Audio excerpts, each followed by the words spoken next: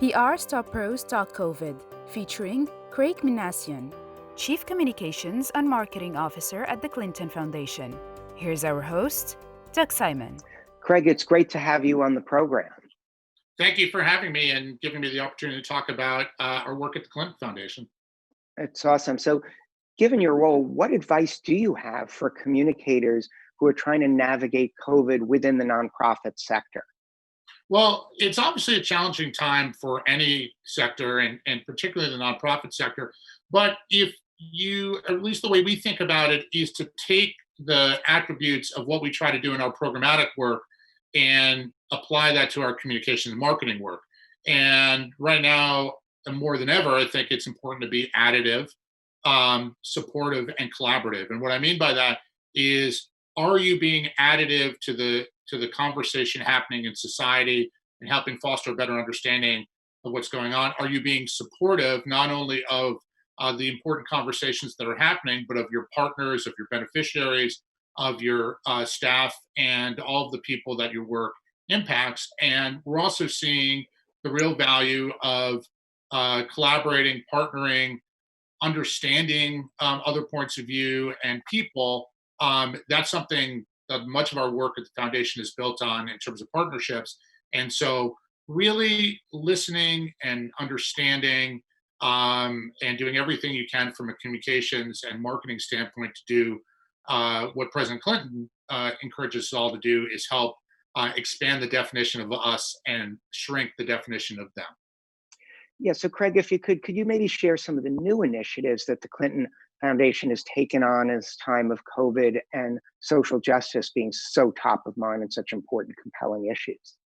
Well, we spent time thinking about how our programs, which broadly work on economic empowerment, improving public health, and inspiring civic service and engagement, and we do a tremendous amount of work in underserved communities, everything from helping communities that are disproportionately affected by climate change to lack of access to health and education.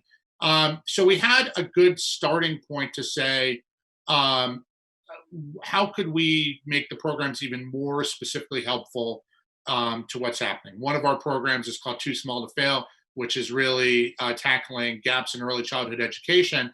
And particularly now with schools being closed and parents being home with their kids, we thought about how we could ramp that up with new tools and tactics to help parents navigate young children being at home. And there's some creative aspects to how you have to evolve your programs as well. So one part of the foundation is the Clinton Presidential Center and Library in Little Rock. That was closed because of the pandemic, but also the schools were closed. And we realized we had a central location that millions or thousands of people in the area knew. We had a kitchen because there's a restaurant there. And so we partnered with Jose Andres and World Central Kitchen to make it a place where we could distribute meals to families and students in need who used to depend on the schools and other community facilities to get meals and nutrition. And we just passed the 500,000 mark of meals that have been distributed, and then partnered even internally with our Too Small to Fail program to distribute thousands of books to parents and kids who don't have access to their normal places of education. So that's one way we've adapted. We've tried to do that across all of our programs. How important is it for you and other nonprofits to be creating awareness about what you're doing, some of these new initiatives through the media?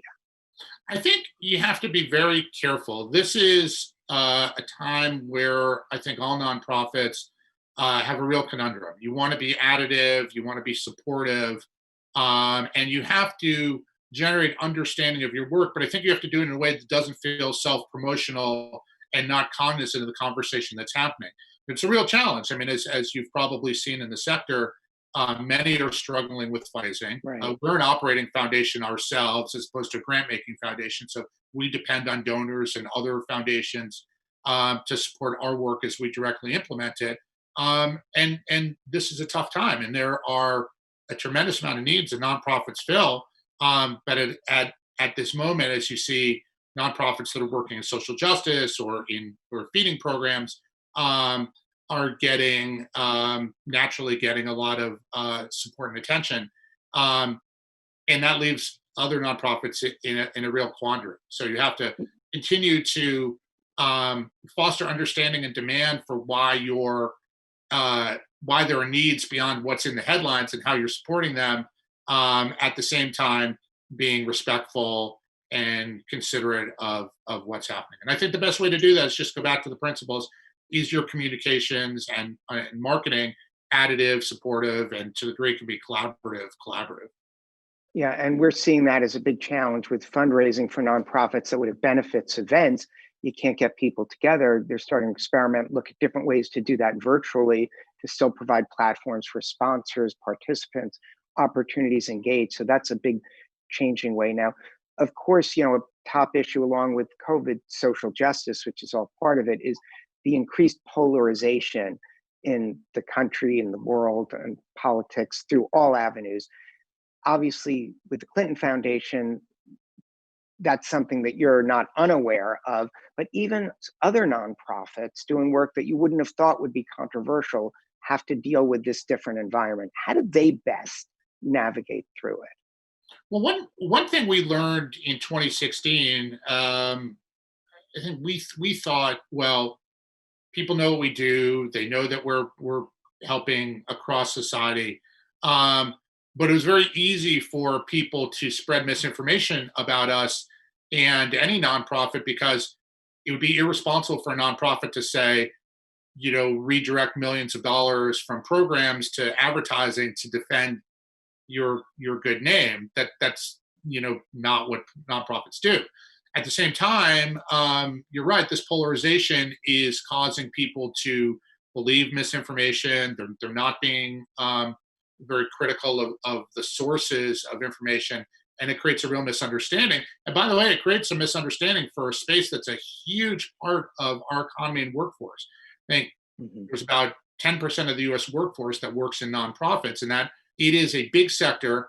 And we wish there was more understanding about what the sector does broadly and how they work. But what you can do and what nonprofits can do is really start and make sure that, number one, your donors, your supporters, the people that you work with understand what you do. And it sounds like a very obvious thing, but a lot of times people, they give, they like what you do. They might like a particular aspect of what you do. They might, for a whole array of reasons, without spending a lot of time reading your marketing material and your communication material. And so they are watching and consuming the same media everybody else is. And this is something we ran into in 2016. They were hearing the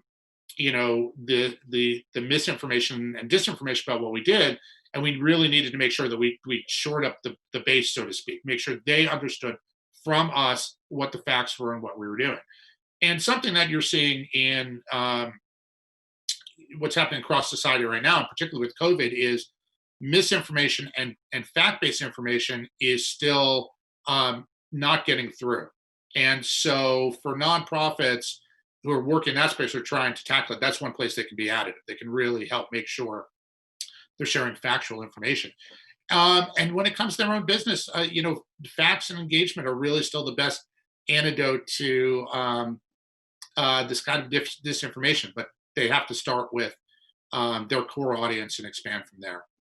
Obviously, putting money into advertising is out of reach for so many nonprofits. So does that make it even more important to focus on public relations and getting their message out there through that track? Absolutely.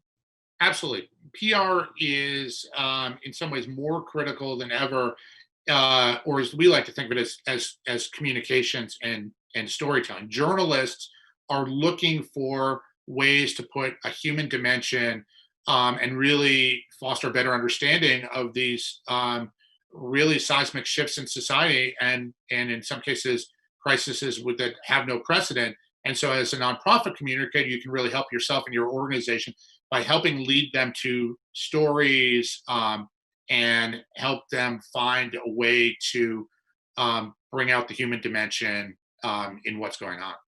Yeah, and we found that journalists are more interested in hearing from communicators within nonprofits, within brands, than they've ever been. Craig, thanks so much for spending your time with us and sharing this valuable insight, as well as the good work that the Clinton Foundation does.